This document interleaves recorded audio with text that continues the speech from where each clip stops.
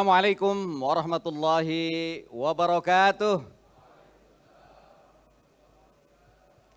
Salam adil sejahtera untuk kita semuanya. Alhamdulillahirabbil alamin. Wassalatu wassalamu ala asyrafil anbiya'i wal mursalin. Sayyidina wa habibina wa syafi'ina wa maulana Muhammadin wa ala alihi wa sahbihi ajma'in. Amma ba'du. Qad qala Allah Ta'ala fi kitabihil aziz, a'udzu billahi minasyaitonir rajim, wa qul i'malu fasayarallahu 'amalakum wa rasuluhu wal mu'minun wa saturadduna ila 'alimil ghaibi wasyahadah fayunabbi'ukum bima kuntum ta'malun. Shadaqallahul azim. Yang sama-sama kita muliakan Ketua Majelis Syura Partai Keadilan Sejahtera Habib Dr. Salim Segaf Al-Jufri, mata'anallah bituli hayatihi wa nafa'ana bi'ulumihi. Beliau hadir secara virtual dan yang hadir dalam kesempatan secara fisik alhamdulillah hadir Wakil Ketua Majelis Syuro PKS Ustadz Muhammad Sohibul Iman, Dr. Muhammad Sohibul Iman, dan yang lain ikut secara virtual yaitu Dr. HNW, Dr. Ahmad Heriawan, dan juga Kang Dr. Andes Suharna Surapranata.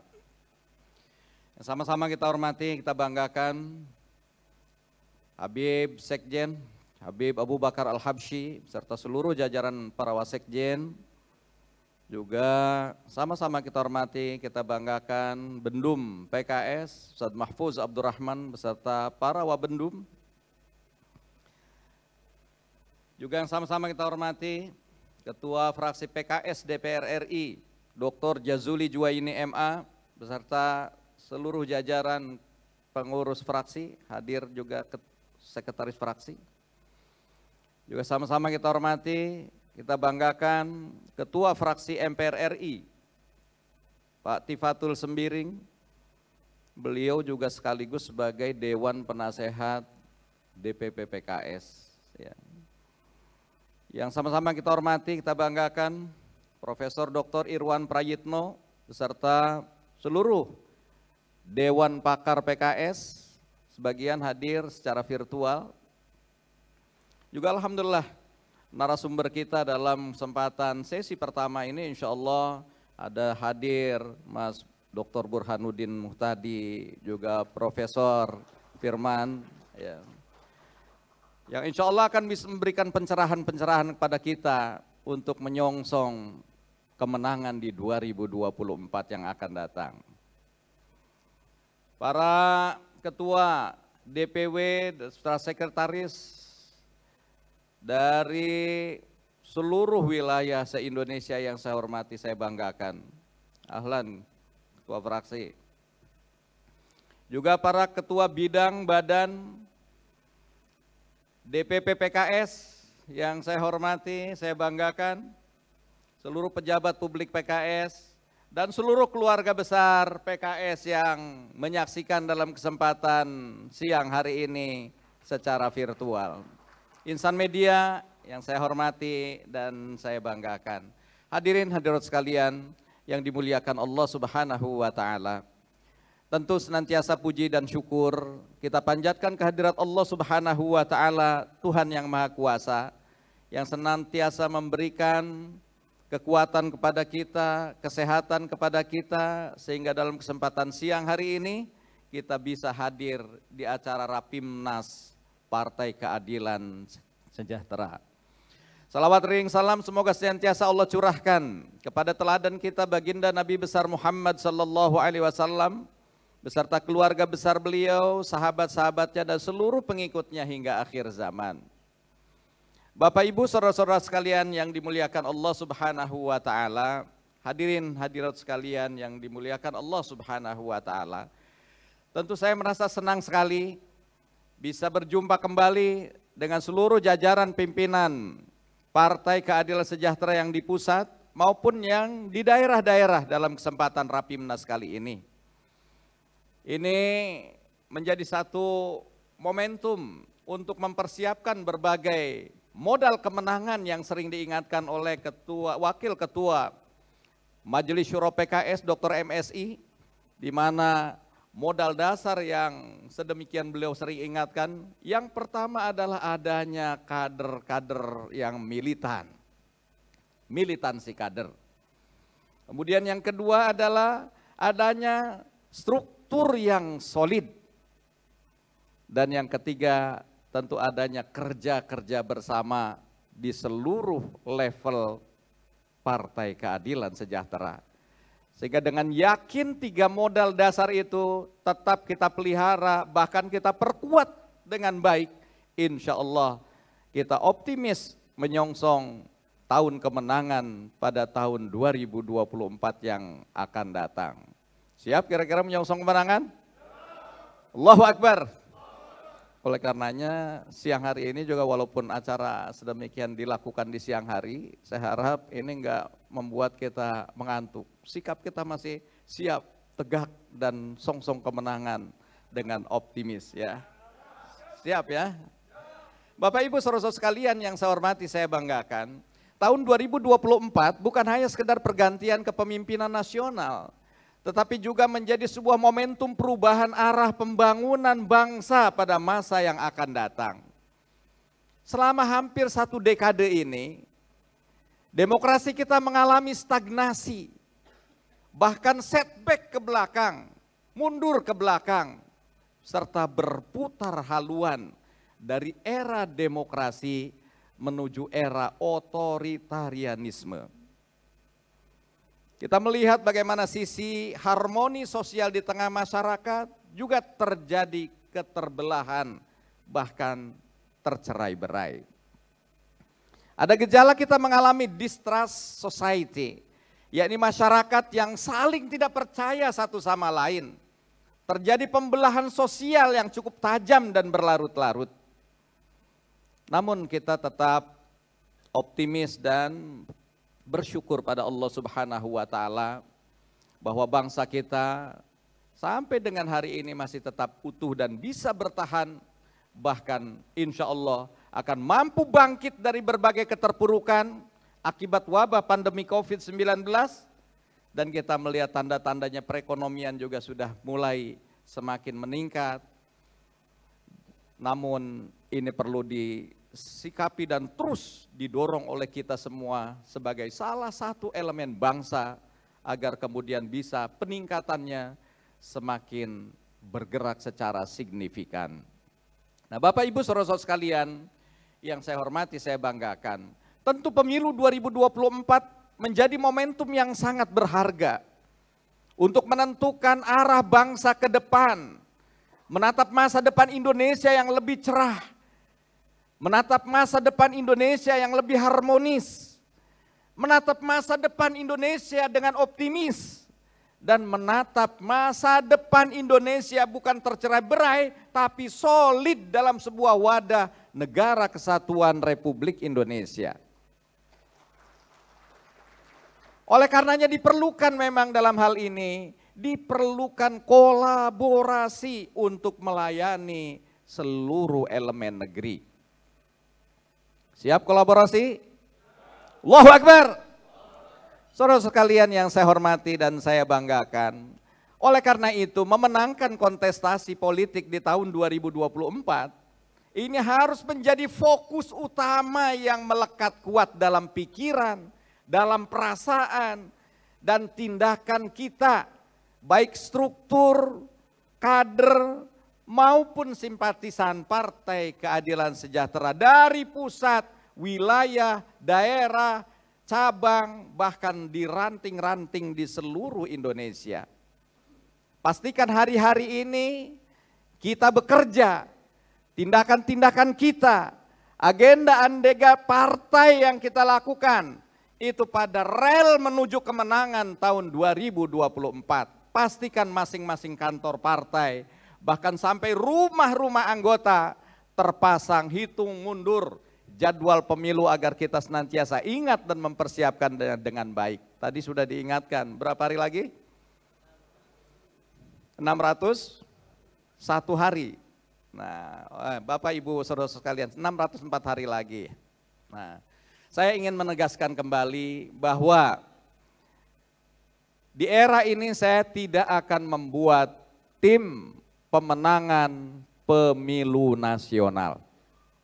Jadi antum-antum yang sudah di struktur baik di DPP, di DPW, DPD dan seterusnya sampai ke bawah, itulah tim pemenangan Partai Keadilan Sejahtera tahun 2024. Oh, dulu kan ada TPPN di pusat, ada TPPW di wilayah, ada TPPD di daerah dan seterusnya. Karena apa? Ya filosofinya saya ngambil kita ini ibarat pabrik mobil. Oleh karena yang kita ini yang akan lakukan, kita langsung memproduksi mobil-mobil yang kita inginkan. Jadi pabrik mobil ini bukan memproduksi panitia pembuatan mobil. Sehingga nggak pernah selesai-selesai, walaupun pesanannya udah banyak tapi nggak pernah selesai. Nah, jadi kita ingin langsung memproduksi mobil. Oleh karena itu kita inilah struktur yang betul-betul harus bekerja dengan kuat dari pusat, wilayah, daerah, cabang sampai di ranting-ranting. Siap melaksanakan? Allahu Akbar. Oleh karenanya hari ini menjadi starting point bagi kita untuk bergerak meraih kemenangan tahun 2024. Bapak Ibu saudara-saudara sekalian yang saya hormati, saya banggakan.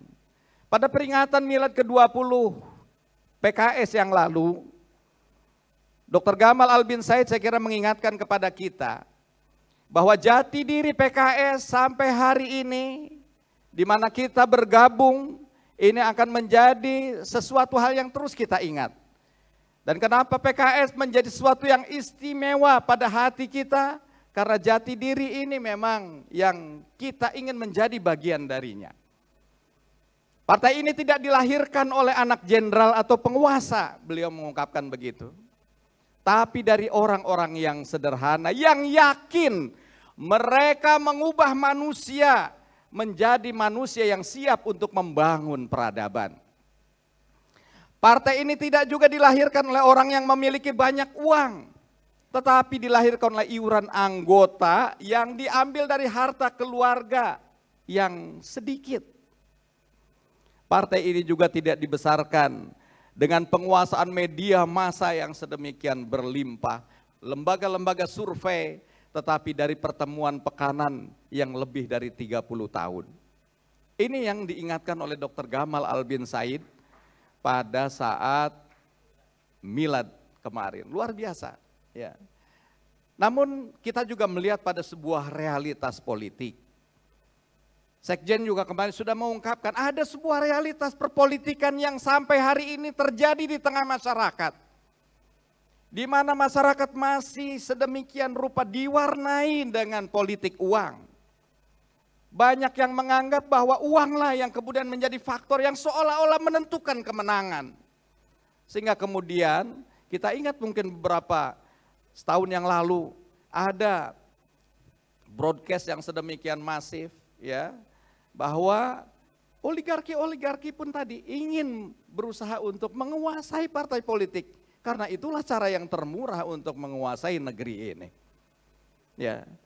Jadi berkaca pada satu kenyataan ini, satu kita punya jati diri dan idealisme, satu sisi lain kita melihat ada realitas perpolitikan seperti ini.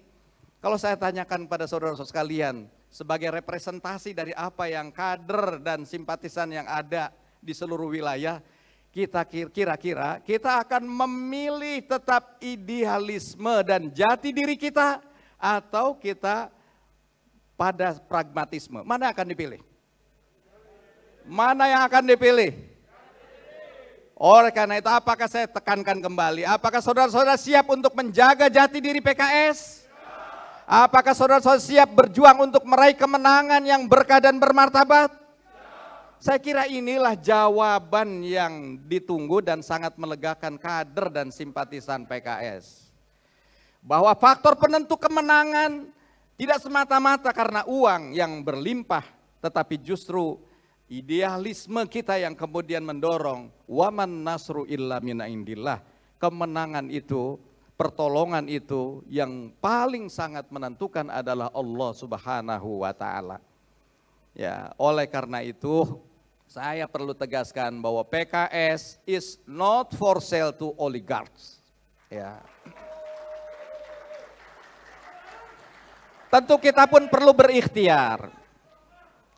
Tentu kita pun perlu berikhtiar. Bagaimana kemudian mengatasi politik praktis yang sedemikian bertebarannya money politik di tengah masyarakat. Kita nampaknya perlu belajar pada berbagai fenomena dari anggota-anggota legislatif muda ya, yang ternyata mereka bisa sukses di masa mudanya mengantarkannya ke anggota dewan, ternyata melakukan apa yang dilakukan, yaitu politik pemberdayaan. Binalah masyarakat yang ada di sekeliling kita dengan kemampuan yang kita miliki. Sehingga ekonomi mereka semakin baik, hidup mereka semakin sejahtera, pendidikan mereka semakin tinggi, kesehatan mereka semakin prima, dan mereka insya Allah optimis menyongsong Indonesia ke depan yang lebih baik lagi. Allahu Akbar.